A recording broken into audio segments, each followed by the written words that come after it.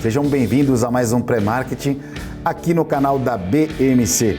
Eu sou Marco Prado e a gente está aqui todo dia, segunda a sexta-feira, a partir das 8h30 da manhã, trazendo muita informação de mercado financeiro para você, te ajudando e preparando aí para os seus investimentos e, em modo geral, as operações de mercado financeiro. Hoje, na sexta-feira, dia 27 de janeiro, já está acabando o ano, hein? Dia 27 de janeiro.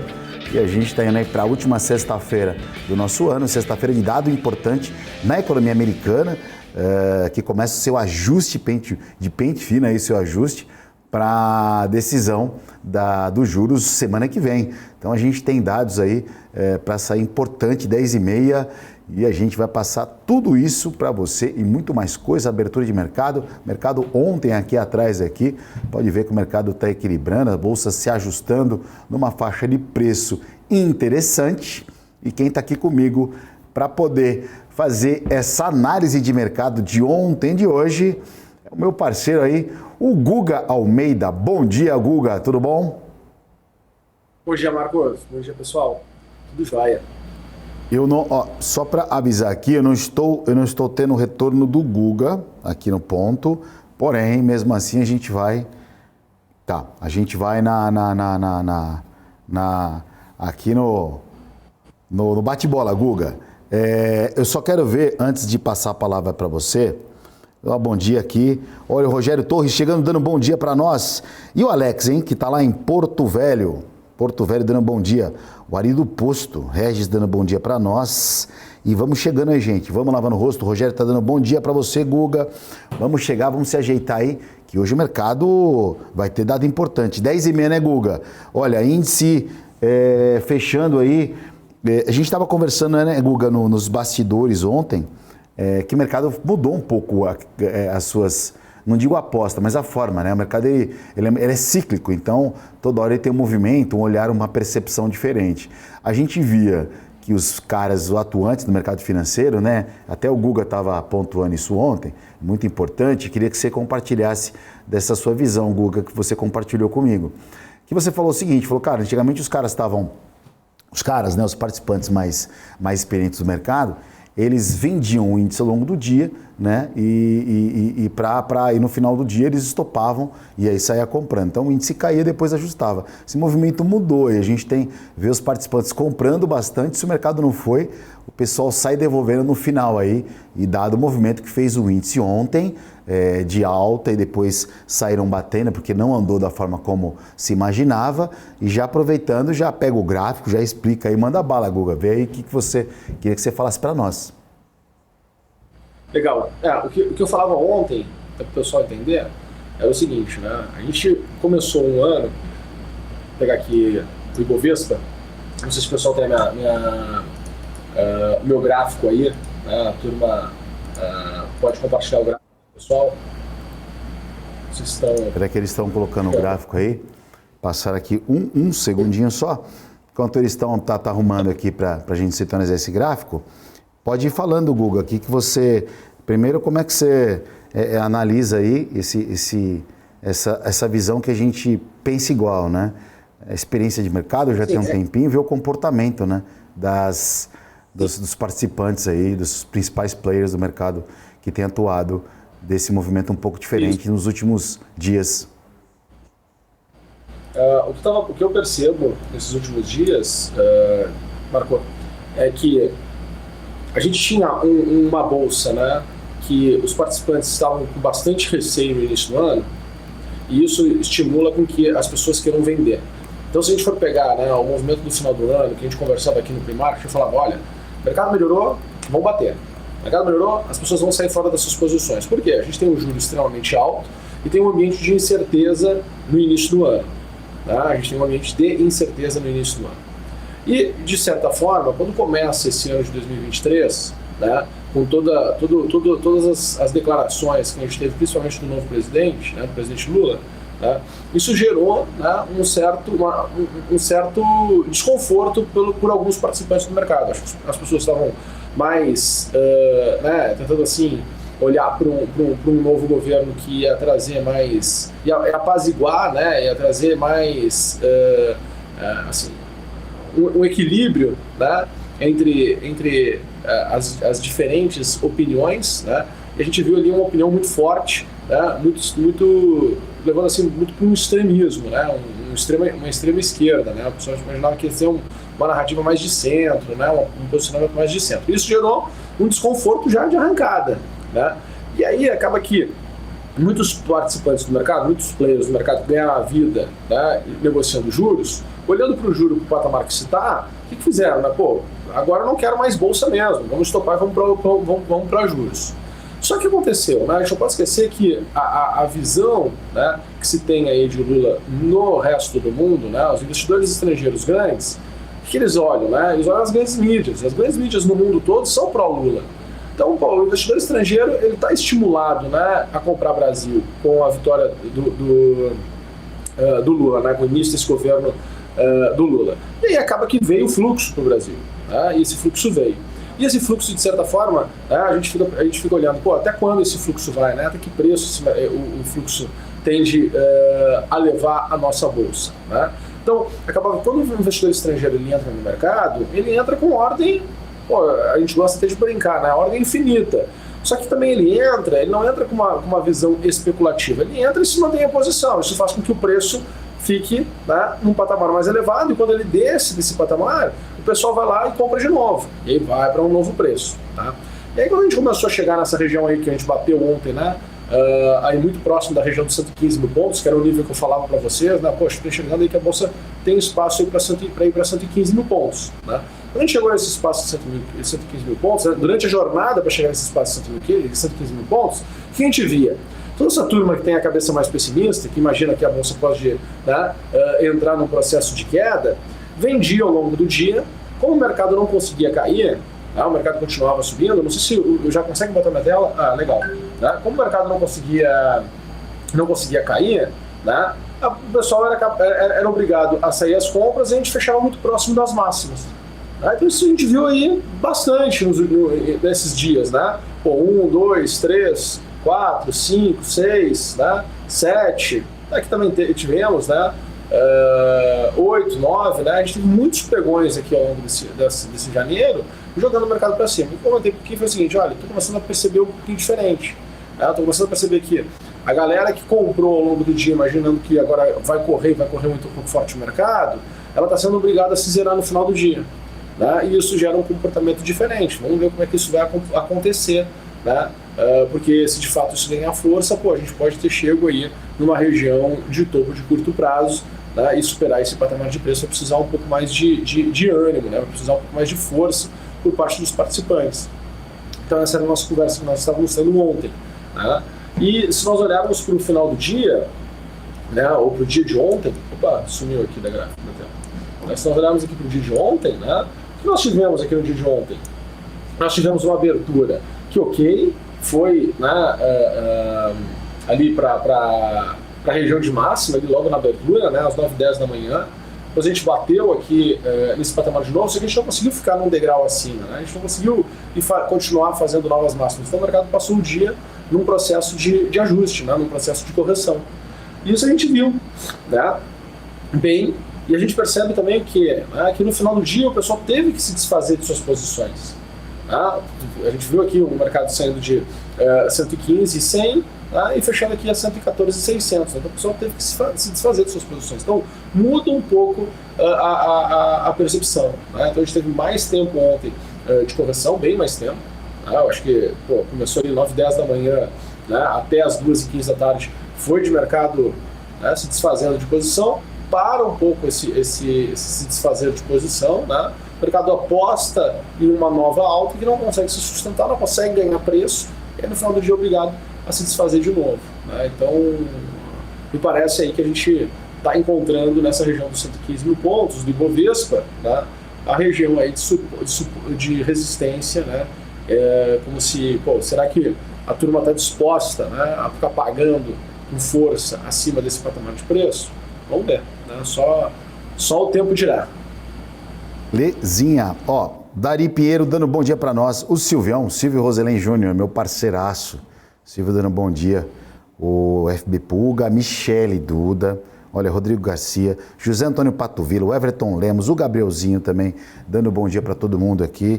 Pessoal bastante amigo no chat, tá mais fácil a próxima vez aí, ó. A gente vai fazer um pré-market no café da manhã, Guga. Fazer um coffee break aí do café da manhã, chamar essa galera ao vivo aí. Vai ser no mínimo muito legal. Também Márcio Mota chegando.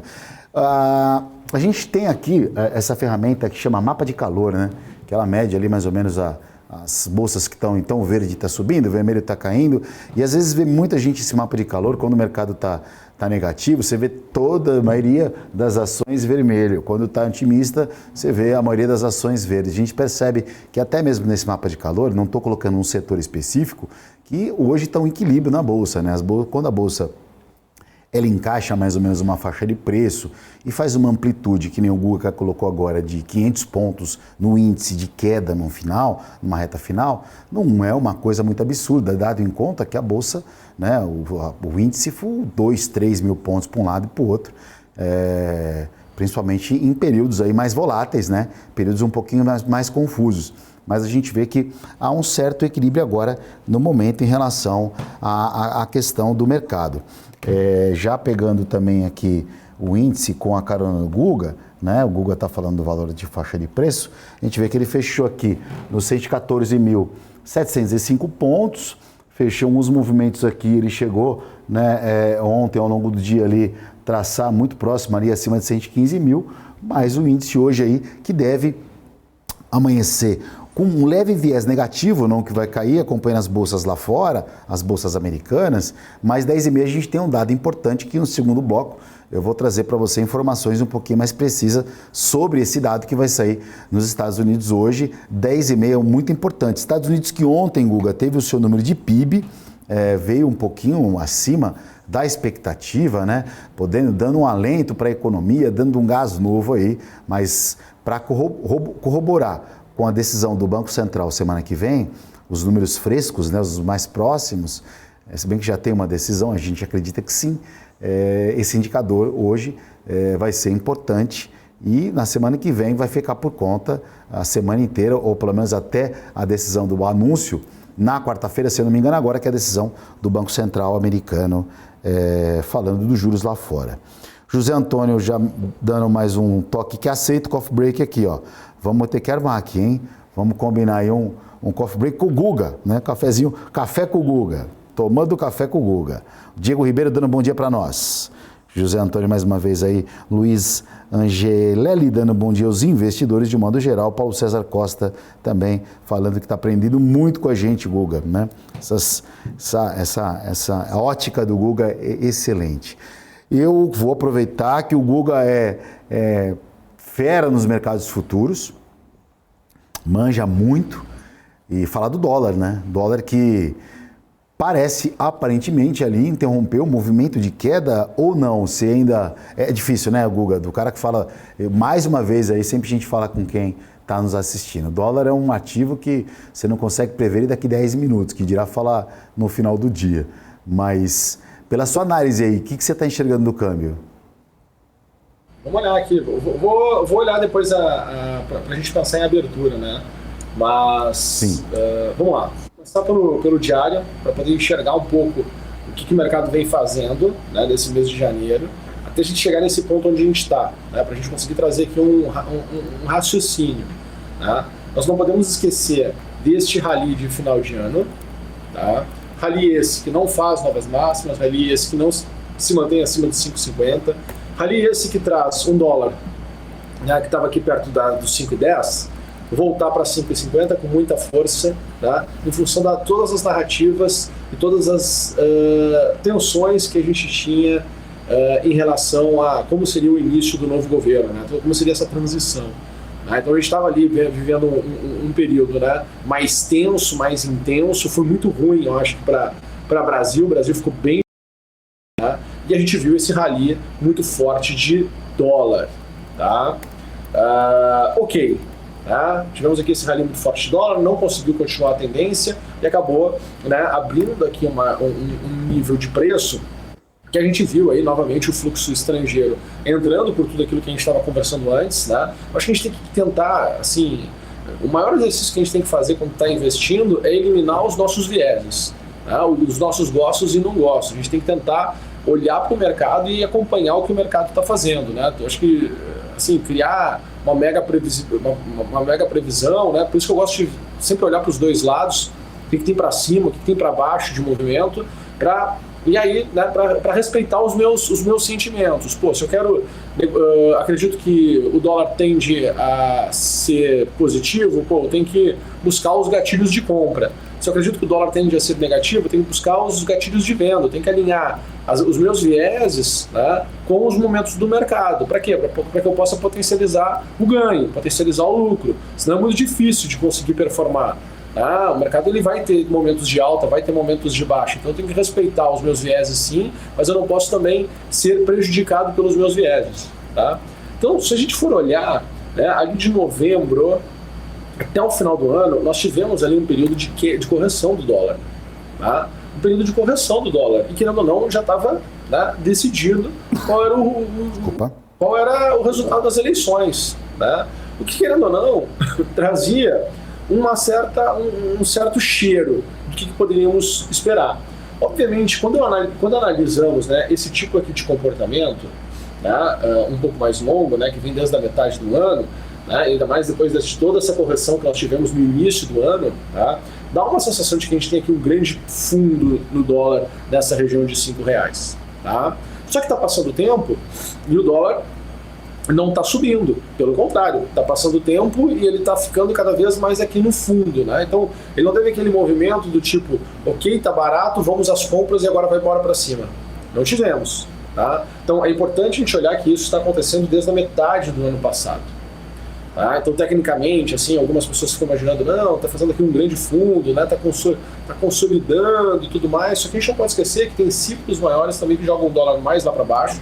A gente não pode esquecer dos fundamentos, né, que a gente está com uma taxa de juros lá em cima, né, então provavelmente nosso câmbio, né, ele está, de certa forma, muito valorizado, o real, né, frente ao dólar, o dólar em frente ao real, nosso câmbio está desvalorizado, perdão, né, que tem força para se valorizar, quando eu olho, né, juro alto, capacidade do real se valorizar frente ao dólar, né? Exportação toda que a gente tem de Brasil, capacidade do real se valorizar frente ao dólar, né? Então tem espaço para corrigir mais, tem espaço para esse câmbio vir para 4,50, né? Ou até mais, né? Então assim, claro que quando a gente olha para as cabeças, né, do mercado financeiro, e quando o pessoal coloca o viés na mesa, né, e suas inseguranças, suas incertezas, né, o pessoal consegue enxergar cenários tanto mega positivos quanto mega catastróficos, né? Cada cabeça uma sentença, né? Então é normal, né, a gente olhar assim e imaginar, puxa, nessa região aqui, né, ali no dia 18 de janeiro, nós vimos o mercado comprador, né? A gente viu aqui o mercado, né, sair aqui da região dos 5,07, 5,05 e ir trabalhar lá na região dos 5,27, mas ficou muito pouco tempo, né? Então tem aqui uma expectativa de que a gente possa estar aqui no fundo e possamos aqui ter um rally novamente de alta no dólar, né? Mas tem que ter algum evento que faça com que isso aconteça, né? Qual é o evento que pode fazer isso acontecer? Será que o estrangeiro acabou de botar dinheiro, será que ele já vai tirar dinheiro? Será que vai ter... Eu vi alguns posts na internet, né, das corretoras falando que 7 a cada 10 brasileiros que já estão investindo no exterior querem aumentar suas posições. Cara, querendo ou não, isso aqui é uma informação do passado, né, que os caras estão usando para poder vender produto internacional. Então, acaba que isso também vai gerando um estímulo em massa, né? Mas a gente tem que ficar pensando aqui, a gente tem que olhar, se não tem investimento no exterior, né, com certeza tem que se fazer um investimento no exterior. Mas tem que tomar cuidado, né? Não é para colocar todo o recurso lá. Esse tipo de conversa, esse tipo de postagem, né, esse tipo de informação, foi mesmo quando o Bitcoin estava $60 mil, né, quando a gente estava com um índice Dow Jones nas máximas históricas, o S&P nas máximas históricas, né, eram mais ou menos as mesmas narrativas. Então, a narrativa do momento, né, a estratégia de marketing do momento é dolarize seu capital, tire o dinheiro do Brasil, né, então tem que ficar atento para não ser pego por esse efeito manado, principalmente no final dos ciclos, onde as pessoas aceitam né, porque tu teve tempo, né, e eventos para poder justificar uma determinada narrativa. Né? Você falou uma coisa, desculpa te cortar, mas eu quero que você continue, que você está falando legal. Você falou uma coisa muito importante, a estratégia de marketing, né? Então hoje o pessoal fala uma coisa ali, para todo mundo olhar. Continua, desculpa. Cara, hoje as pessoas postam na internet aquilo que está no Google Trends. Por exemplo, o pessoal vai lá nas trends do Twitter.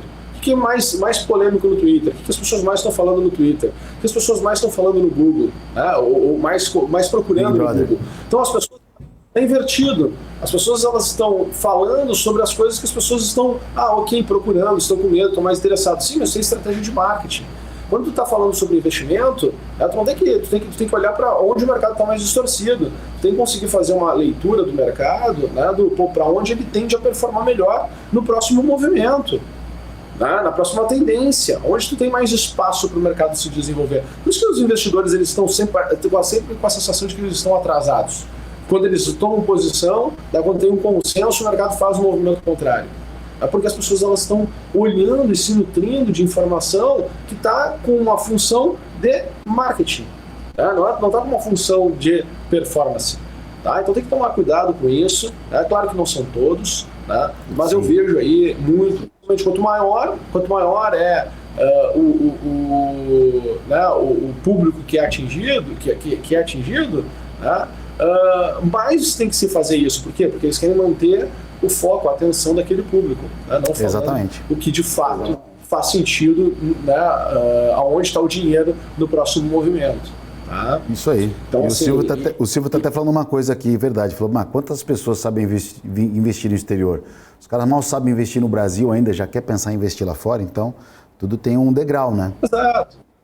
Exato. E aí só diversificar por diversificar não é positivo. Quer poder investir no exterior? Cara, compra aqui um IVVP11. Compra aqui a cesta do S&P 500 e mantém a posição ali no S&P 500, tu vai ter diversificado nas empresas mais, né, que tem mais negociação nos Estados Unidos e vai surfar essa onda. Compra um ETF de dólar, né? Toma alguma posição em ouro, faz o simples, né? Não inventa muita moda. Joga um jogo fácil, né? Joga um jogo difícil. Joga fácil. Igual o Corinthians, joga fácil, só toca a bola. Só dá show. Não ganha nunca, mas só dá show. Igual o Corinthians. O Guguinha, já tá abrindo a bolsa aqui, dólar subindo 0,38 no leilão, a bolsa com uma altinha de 0,19, tudo ainda de lado, começando o dia esperando o número decisivo lá, 10h30, horário de Brasília, e a gente vai falar dele no segundo bloco. Eu vou ter que chamar o break agora, mas agradecer a companhia, a participação a semana inteira do Guga Almeida, trazendo sempre o seu olhar muito inteligente, sua visão de mercado aqui para nós, compartilhando. Cara, obrigado, viu? Bom final de semana para você, tá? Obrigado pela semana.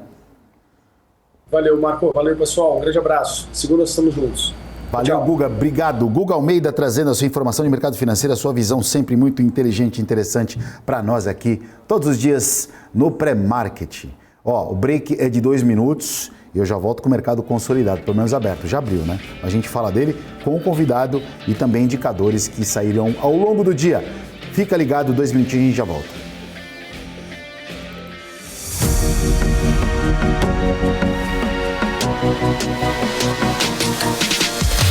PMC News, informação que gera valor.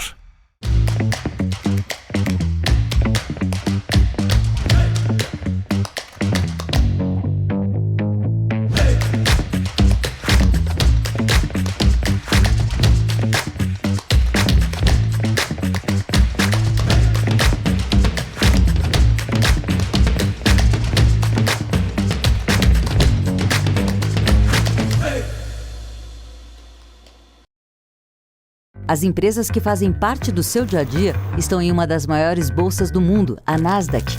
E a boa notícia é que você pode investir nessas empresas diretamente pela Avenue, sua corretora nos Estados Unidos. Com os dados das ações dos Estados Unidos fornecidos pela Nasdaq em tempo real, o cliente Avenue pode acessar diretamente as maiores bolsas do mercado americano. Entre neste mercado de tecnologia e inovação. Acesse avenue.com.br/Nasdaq e seja bem-vindo ao mercado global.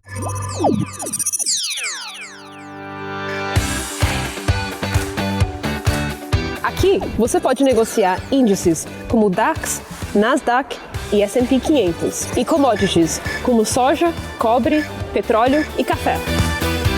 Além de ações e ADRs das maiores empresas do mundo, como a BMW, Google, Apple, Netflix e Disney.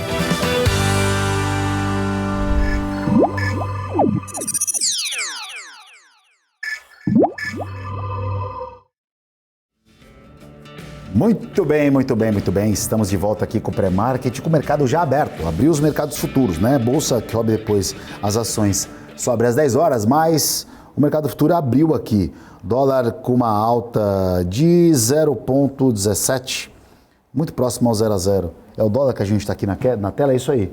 0,12 alta do dólar, cotado no 5,0,84. Olha, o dólar aí próximo, né? 10, 15 pontos abaixo das mínimas dos últimos dias. Então, o dólar aí não subindo nessa abertura e a Bolsa abaixo dos 115 mil pontos aí. A cotação da Bolsa, embora a Bolsa suba 0,22, ela está um pouquinho abaixo das máximas de ontem. O mercado se equalizando. A gente tem indicador importantíssimo para sair hoje, 10h30, horário de Brasília, que é o núcleo de índice de preços, dado que mede a inflação nos Estados Unidos. Já falaremos um pouquinho mais no detalhe em relação a esse número. Dando bom dia, temos a Camila Coracini aqui dando um oi, dando um bom dia para nós, né?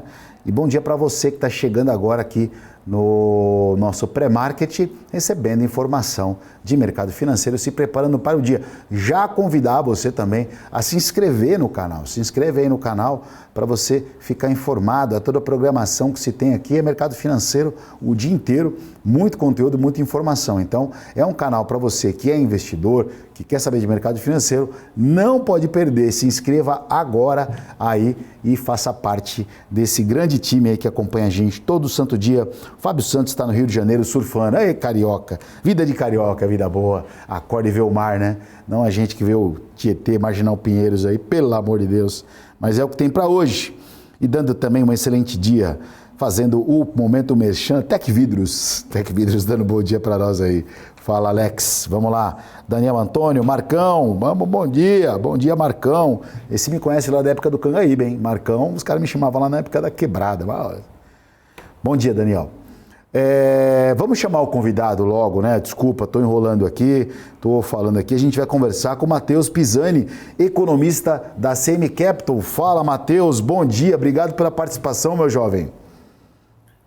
Bom dia, Marco, bom dia a todos que nos acompanham. Eu que agradeço o convite para estar aqui hoje conversando com vocês. Bacana, sextou aí também, né? Mercado financeiro, hoje sexta-feira, última sexta-feira de janeiro. Ó, o ano está acabando, viu, Matheus? O ano está acabando. Já começamos, já começou o projeto 2023, projeto Todo Mundo é Dois, emagrecer e ganhar dinheiro, né? Então, necessariamente, eu só estou tentando emagrecer por enquanto, que dinheiro no mercado tá difícil, que o mercado tá volátil, viu?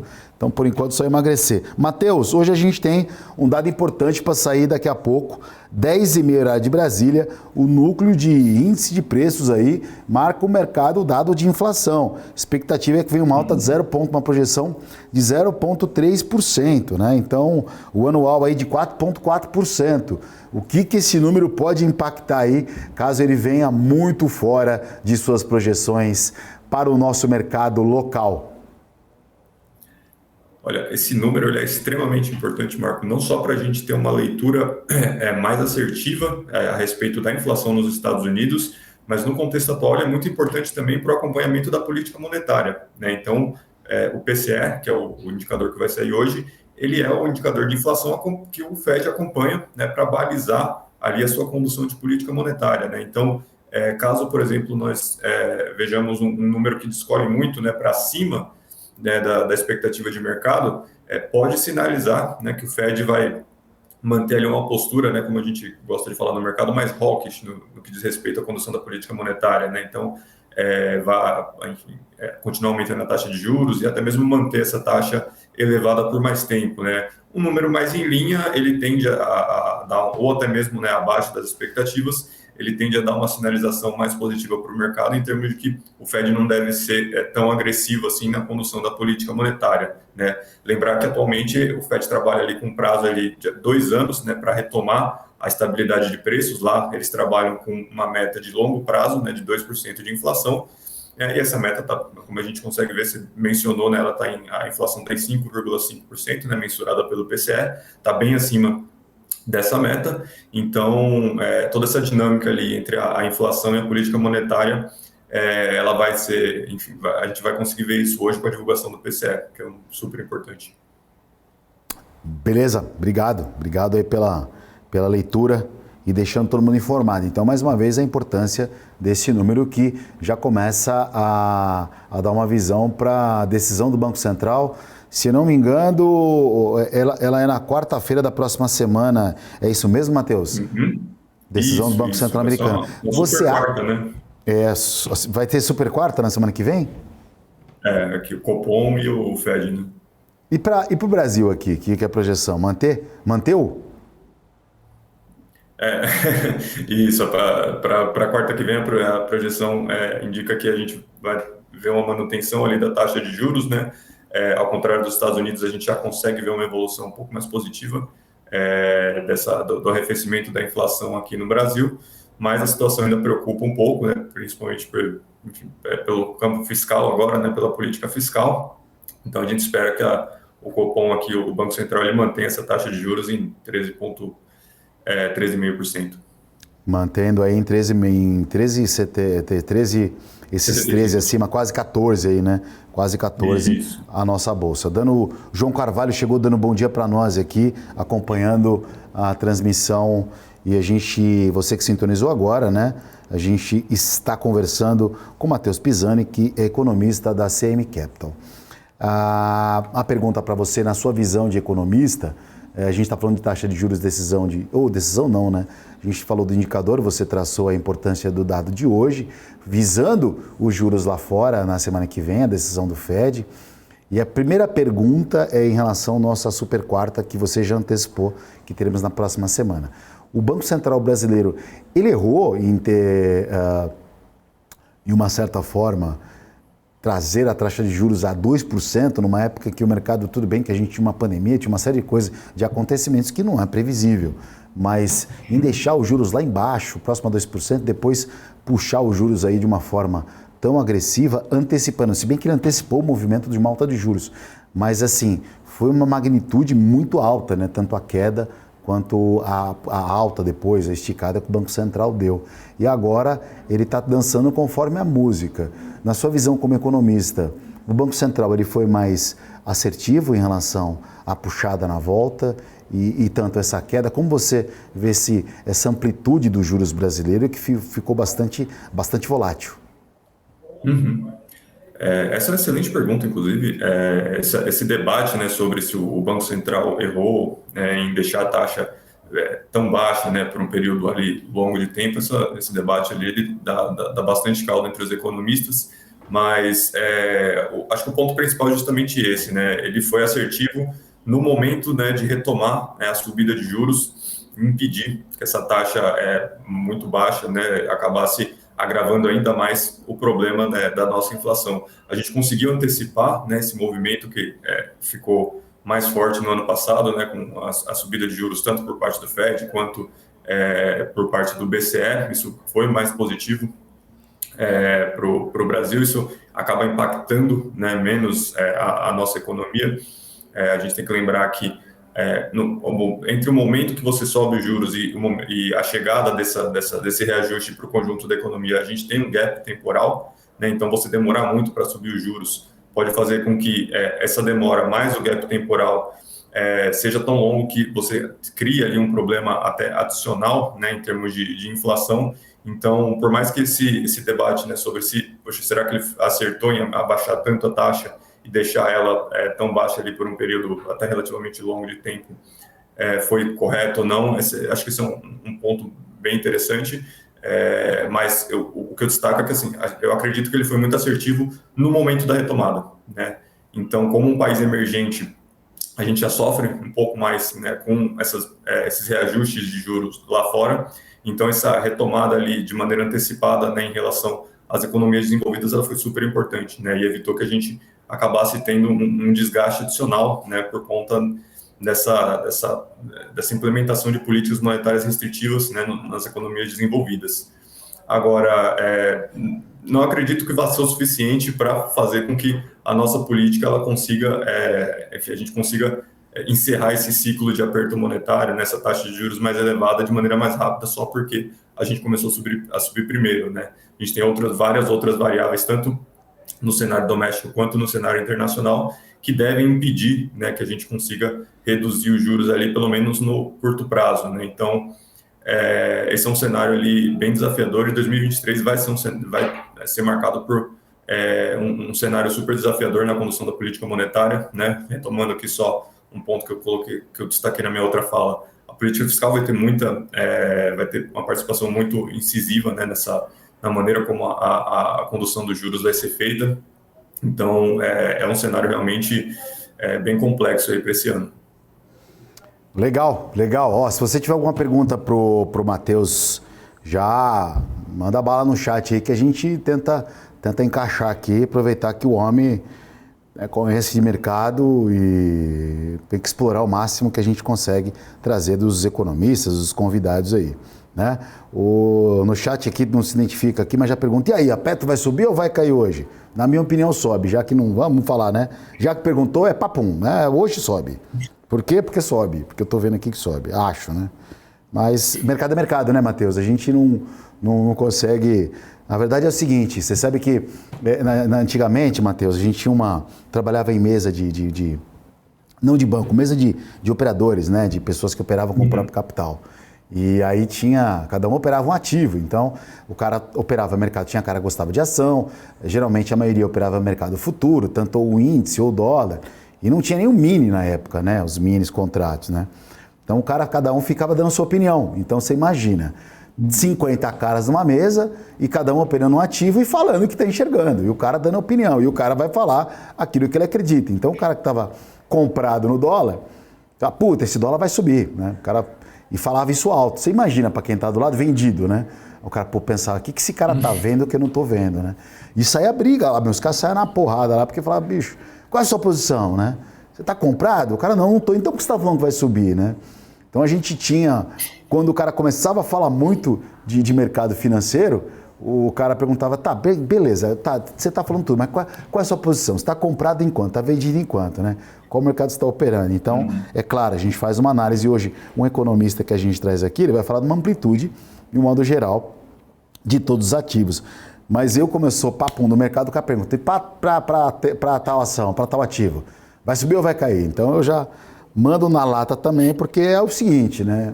Se você acerta é gênio, se você erra, gerenciamento de risco. Geralmente os caras usam muito esse formato. Ô Matheus, aproveitando aí, batendo um papo com você sobre o que a gente está falando, a gente está vendo aí algumas ações de mercado financeiro conseguindo performar um pouco melhor aí, né? A gente viu, mesmo independente do setor aí, o setor, a gente teve um acontecimento aí recente brasileiro das Americanas, a gente viu alguns setores que foram impactados de forma negativa, o setor financeiro, por exemplo, depois fazendo uma reação aí em relação a tudo isso. O mercado, ele está olhando, o nosso mercado aqui é um mercado emergente, ele acaba acompanhando muito mais o resultado de balanços lá de fora, como, por exemplo, o setor financeiro, as ações de banco lá fora vierem boas, o nosso mercado pega uma carona também com isso, ou é de forma independente? Na sua visão, o setor, a grade de bolsa, que as nossas ações, elas caminham com vida própria ou ela fica muito dependente dos setores? Tecnologia vem bom lá fora, as empresas de tecnologia acompanham. Setor financeiro lá fora vem positivo, aqui acompanha. Caiu as commodities lá fora, o setor acompanha. Como você analisa esse movimento Brasil com relação, vamos falar com os Estados Unidos, que é a principal bolsa do mundo? Legal. Normalmente, né, e aí é um aspecto pessoal meu, né, quando eu vou analisar, claro, eu procuro estabelecer ali sempre uma hierarquia, né, e no topo dessa hierarquia está justamente o cenário internacional, né? Então, como você bem colocou, né, nós como uma economia emergente, a gente acaba pegando muito ali do movimento que está acontecendo nas principais bolsas do mundo, né? Então, quando a gente vê, né, determinadas ações, né, sendo puxadas lá fora, um bom desempenho das bolsas lá fora a gente costuma ver, né, que isso também impacta positivamente a gente aqui dentro. Agora, em determinados momentos, né, quando nós temos ali acontecimentos que a gente pode considerar, né, como extraordinários, né, o caso da Americanas foi um deles, na época das eleições, né, foi um período também ali, né, de exceção, a gente vê que o mercado doméstico ele acaba sendo um fator preponderante, né, e fica, inclusive, né, ele supera, inclusive, os fatores relacionados ao mercado internacional, né, então, novamente, né, o setor externo, o cenário internacional é super importante, ele define bastante dessa movimentação de capital que acaba impactando a gente aqui domesticamente. Agora, quando a gente tem fatores ali extraordinários, né, um caso, né, enfim, como foi esse agora da Americanas, fatores políticos, né, a eleição, a discussão de uma PEC, uma votação importante, uma decisão importante a ser tomada pelo governo, a gente vê que esses fatores domésticos eles acabam pesando bastante, né? E eles acabam sendo decisivos ali para a movimentação da nossa bolsa. E aí, dependendo do viés, né, do que está acontecendo ali nesses eventos extraordinários, a gente vê que alguns setores também acabam sendo mais afetados do que outros, né? Como você acabou de mencionar, esse problema da Americanas gerou deu um viés negativo ali, né, para as varejistas, para o setor financeiro também.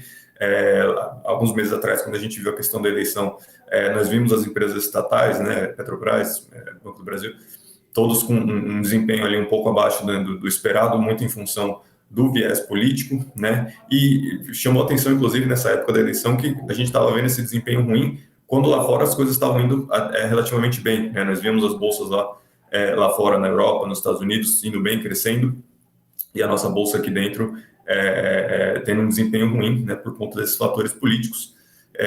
Mais recentemente também, né, no momento de algumas declarações e tudo mais, a gente vê que gera um estresse ali adicional bem significativo, né, e faz com que esse cenário doméstico ele acabe sendo preponderante. Sintonizou agora aqui, a gente está conversando com o Matheus Pisani, ele trouxe uma percepção, uma visão, desculpa falar olhando para a tela que é bastante informação, já quero passar a notícia do mercado aqui. Está compartilhando com a gente, falou de juros brasileiros, juros americano, né, dado importante do dia, está trazendo a sua visão de mercado. E tem uma pergunta para você aqui, o José Antônio Pato Villa, ele pergunta o seguinte: essas baixas de ações como o Bradesco e o Santander, elas indicam uma tendência do setor, né, de queda, ou são pontos fora da curva? Olha, obrigado, né, pela pergunta. Acho que a princípio ele pode ser considerado um ponto fora da curva em função, né, da relação que essas quedas têm com o caso das Americanas e tudo mais. Agora, um outro ponto que a gente tem que ficar atento é o seguinte: o efeito da política monetária, a gente já está conseguindo sentir o efeito da política monetária com um pouco mais de intensidade do que a gente viu ao longo do ano passado. Uma das formas que a gente usa para mensurar isso é justamente o crescimento, né, do nível de inadimplência, né? Então, a gente vê que esse nível está crescendo ali gradualmente com o passar do tempo, que é algo normal, né, tendo visto o patamar de juros que está bem elevado, só que esse também é um fator que afeta, né, diretamente ali o resultado dos bancos. Então, agora, assim, pontualmente a gente pode considerar esse desempenho ruim como algo extraordinário, né, que está ligado ali a essa questão conjuntural, esse acontecimento específico, mas é bom ficar atento também para esse fator, né, que esse é um fator já mais conjuntural mesmo, que está ligado com uma variável importante da nossa economia, que é a taxa de juros, que vai afetar diretamente, né, o setor financeiro, na medida que esse volume, né, de inadimplência ele for crescendo, né, e consequentemente acabe prejudicando ali, afetando negativamente o desempenho dos bancos. Exatamente. E tem também um detalhe também, né? O crédito mais fácil, o banco empresta mais dinheiro. O crédito mais difícil, o banco empresta menos dinheiro. E quanto mais ele empresta, mais ele vai ganhar. Quanto menos ele empresta, menos ele ganha. Então, geralmente, né, os bancos... Mas banco nunca perde, né, viu? Banco...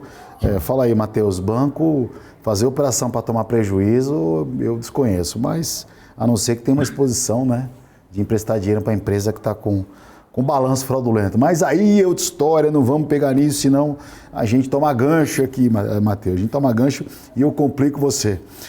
Dando um bom dia para o Peter Santana, chegando aqui, né? E eu só vou fazer uma última pergunta, aproveitando aí a participação do Matheus. Vamos falar um pouco do petróleo, essa commodity, né? Os Estados Unidos ontem teve o seu PIB, veio até otimista, né? Veio um pouquinho acima da projeção. Será que a gente pode ter uma alta do petróleo? Uma demanda de consumo maior, já que o mundo está crescendo, China está em feriado e vai voltar semana que vem. O pessoal lá deve estar viajando para um na casa do outro lá, né? Porque é o principal feriado, é a maior locomoção do mundo lá, de um transitando para um lado, de consumo. Podemos esperar aí um petróleo um pouquinho mais caro, uma ação da Petro um pouquinho melhor.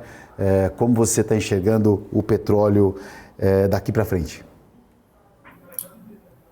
Olha, a perspectiva para o petróleo ela é positiva, né, para esse ano, principalmente por conta da China, né, como você bem mencionou. Então, a gente viu nesse início de ano que o governo chinês ele afrouxou, né, boa parte daquelas regras que compunham ali a política de combate à Covid, né, aquela política de tolerância zero contra a Covid, que no ano passado provocou, né, uma série de desgastes para a economia chinesa, né, por conta dos lockdowns, que afetaram bastante áreas que são estratégicas, né, para a economia chinesa, com um elevado índice de produção industrial e tudo mais, e aí isso se somou com um problema no mercado imobiliário chinês, né, e gerou ali uma desaceleração forte no ritmo de crescimento da China, algo que não deve acontecer esse ano, né, caso a revogação dessas medidas elas sejam mantidas, né, então, uma vez que a perspectiva de crescimento para a China ela melhora, consequentemente isso afeta, né, o preço do barril de petróleo por conta da participação, né,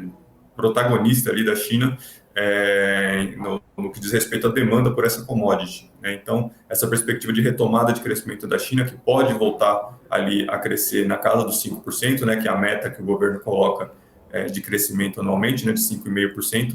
Isso é positivo para o petróleo, né, e, consequentemente, é positivo para a gente aqui também, né, principalmente no caso da Petrobras.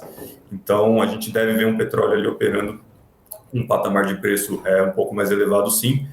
Nada parecido com o que a gente viu, né, no ano passado, depois da eclosão da guerra entre Rússia e Ucrânia. Aquilo realmente foi um ponto fora da curva, mas a gente pode ver, sim, o petróleo operando num patamar mais positivo em relação ao que a gente esperava até o final do ano, né, por conta de uma perspectiva ruim ali para a China. A gente já tem uma perspectiva ruim para a economia ocidental, né, por conta da desaceleração, né, de crescimento que os Estados Unidos, tanto os Estados Unidos quanto a zona do euro, devem enfrentar, né, por conta da política monetária, mas tendo a China puxando esse crescimento ali global, puxando um pouquinho mais, isso já é um vetor muito positivo para a gente aqui. Olha, o tempo está acabando, eu vou ter que agradecer a sua participação. Nós conversamos com o Matheus Pisani, que é economista da CM Capital, que trouxe bastante informação rica nessa manhã de sexta-feira. Matheus, obrigado pela sua participação e espero te ver aqui uma próxima vez, tá? Bom dia para você. Um ótimo dia a todos, agradeço novamente pelo convite e até uma próxima. Até uma próxima. Bora continuar aqui. Conversamos com o Matheus Pisani. E vamos lá, chegando o Peter dando bom dia para nós. Fala, Peter, bom dia. Você que está conectando agora aqui. A gente está no pré-market, nessa retinha final, trazendo informações em tempo real do mercado financeiro da nossa bolsa que opera aqui. Deixa eu ver nosso índice. Eu vou colocar daqui a pouco na tela. Com uma tímida alta de 0,19%, 0,17%. E o dólar também sobe 0,24%, tudo isso esperando o indicador do dia. 10h30, horário de Brasília.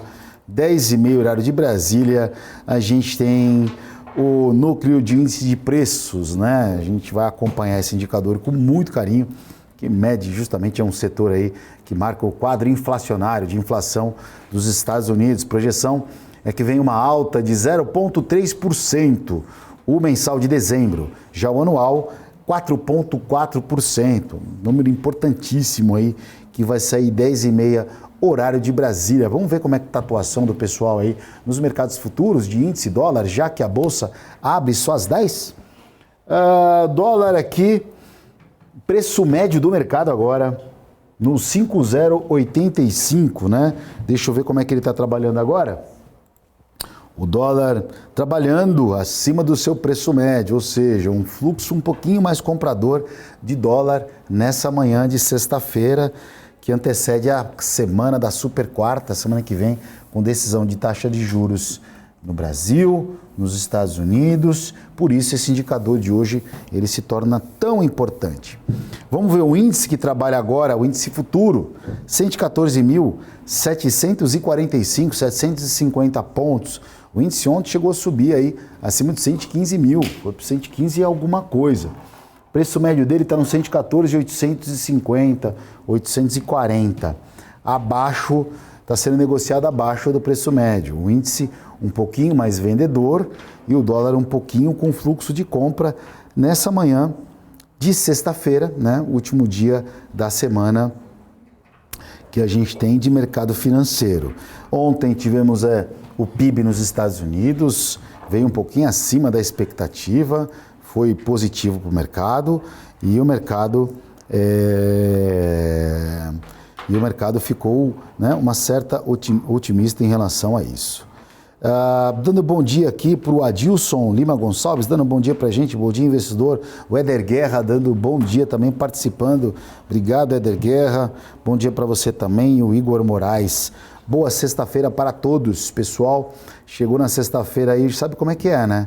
Hoje é dia para quem opera o mercado, é colocar na mão no bolso e, te arrancar o final de semana, porque curtir o último final de semana aí de férias, já que semana que vem as aulas aí em alguns lugares. Meu filho, por exemplo, já começou ontem, mas só engata as aulas na segunda-feira. O trânsito já está aqui em São Paulo, começando a ficar um pouquinho corrido, né? Um pouquinho apertado, então acho que talvez aí é o final de semana para você tomar aquela gelada e descansar com total merecimento. A bolsa, por enquanto, aqui, a gente está falando, desde que a gente começou a abertura aqui, o índice está trabalhando muito no mesmo preço, o dólar também trabalhando muito no mesmo preço, aquele famoso vai e volta sem uma definição.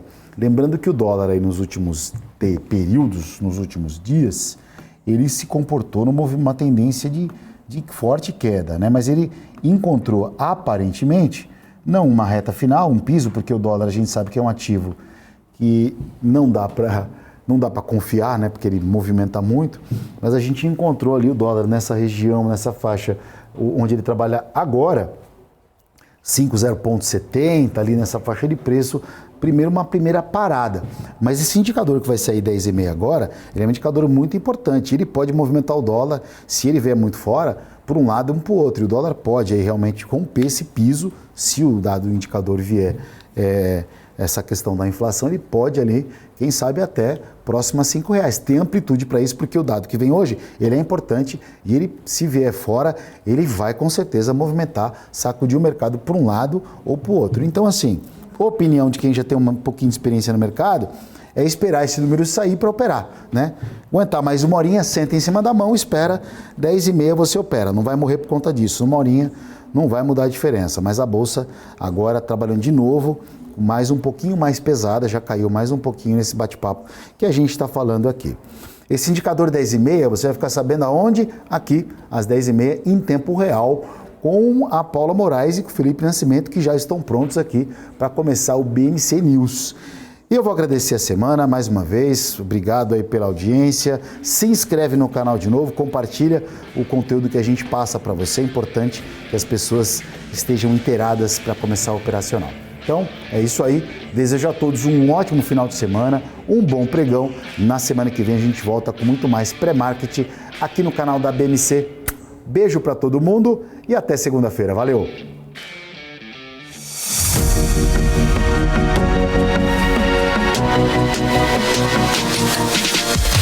BMC News, informação que gera valor.